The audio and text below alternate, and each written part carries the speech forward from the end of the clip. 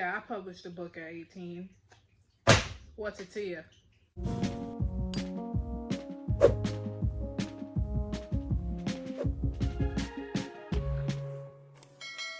Hey guys, it's Dai'Sha. Welcome back to my channel. Today I want to talk about my poetry collection, Chocolate Nightshade.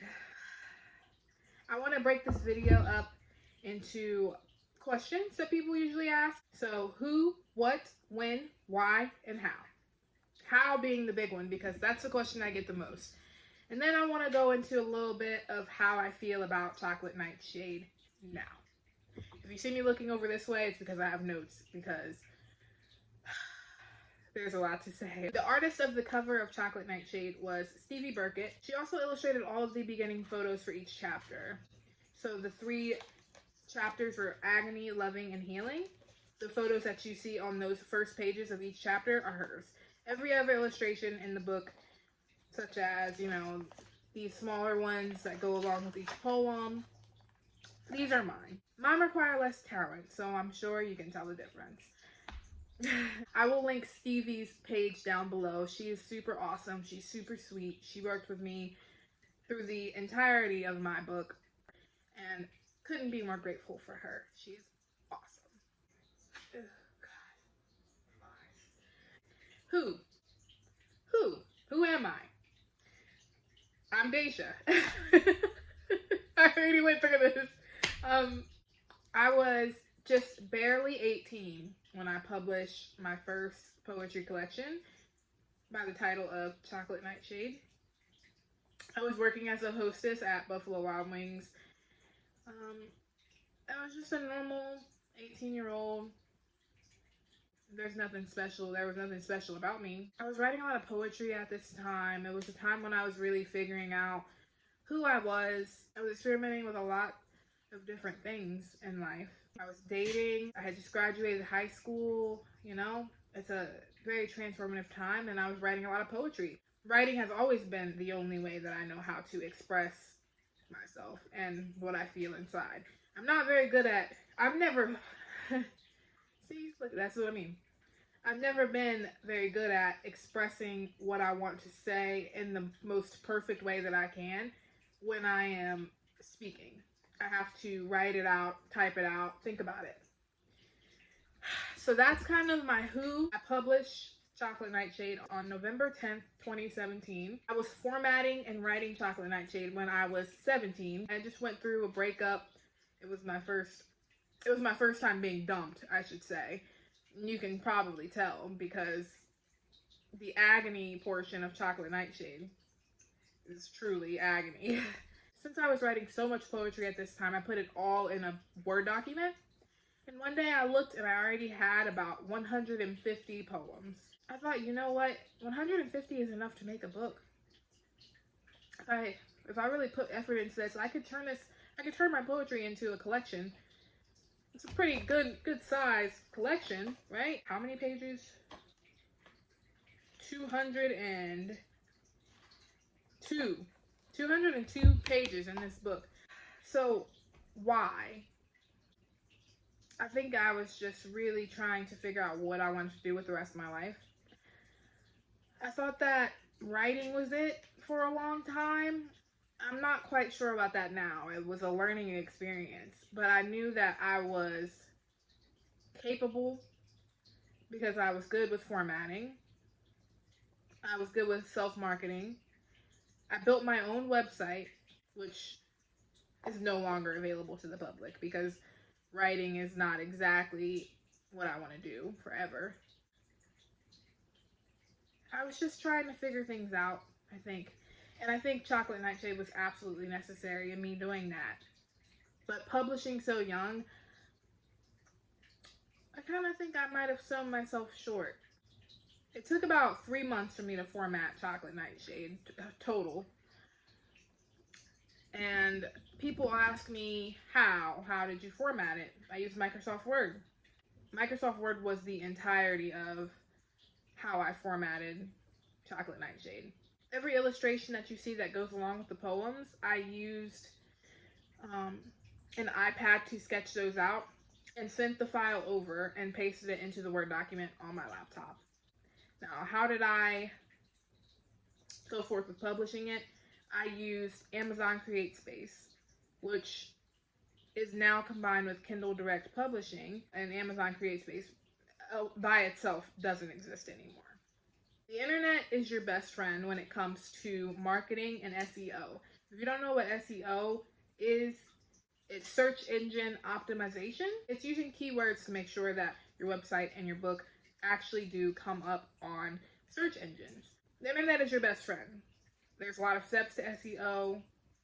It took me a while to get the hang of it, but eventually when you type my name in to Google, you saw my webpage. Overall, Chocolate Nightshade did very well. It sold out within a few days of me publishing it. I did plenty of spoken word performances, and it did very well. You know, I was 18, so it did as well as I could have expected. I was able to buy a brand new car with the money from Chocolate Nightshade, you know? But I think that after a while, I really started to resent the success that it had. For some reason, I felt like I could have done better with my first book. I could have published a novel. I could have, I don't know. I think I was just in over my head. I was overwhelmed. People always say not to self-publish for your first book because of how hard it is.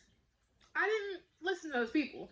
I disregarded everything those people said. I didn't give any rips about what people were saying about how hard self-publishing would be, because I knew that I wanted to be in control of my own work. But at the same time, those people were right. It's a lot of work. You have to market yourself. You have to find your own artists. You have to format everything alone, run your own website, schedule performances, schedule meetings. It's a lot. And especially for me, being 18, doing all that alone. I eventually stopped promoting Chocolate Nightshade altogether. I wasn't ready for what came with Chocolate Nightshade. But I will never, ever, ever forget the feeling of seeing people send me pictures of this book in Barnes & Noble next to Milk and Honey, or some of the top poets in America, in the world.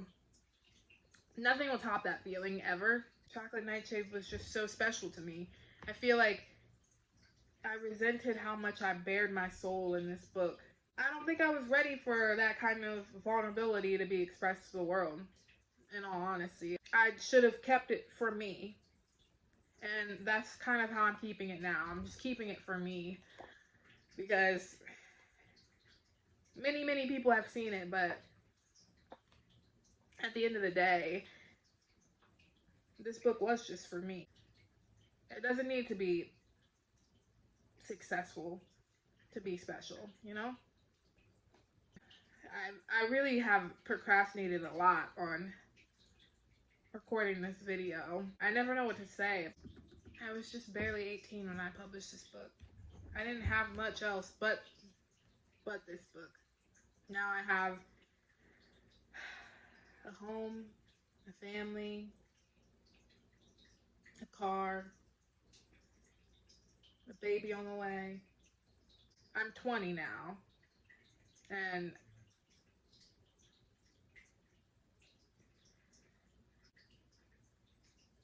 a lot of things have changed. You know,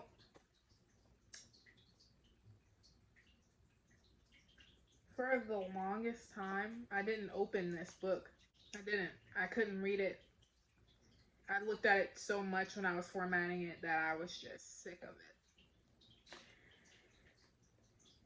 And then for the first time, just a few months ago, I think, I went and I just opened it up to a random page, and it ended up being page 111, which, if you know me, you know I'm very spiritual, and you know that 111 is very, very important to me. I take it as a sign of going in the right direction. And page 111 says, "Stars look at the universe and think it's the most beautiful thing to exist. And the universe can look upon a star as if it's the source of all light. That's why when you tell me that I am the world, I smile and say perspective is everything. And I really don't know how else to end this video other than that. Perspective is everything. People loved Chocolate Nightshade. I love Chocolate Nightshade. But my perspective was different. I don't know how this video is going to turn out. I don't know if I'm going to like it. I've tried recording it so many times. You can still find Chocolate Nightshade on Amazon. And that's where it is. If you like this video, please give it a thumbs up and subscribe to my channel. And enjoy the new year. New year, new steps, you know? I think it's time to step past this.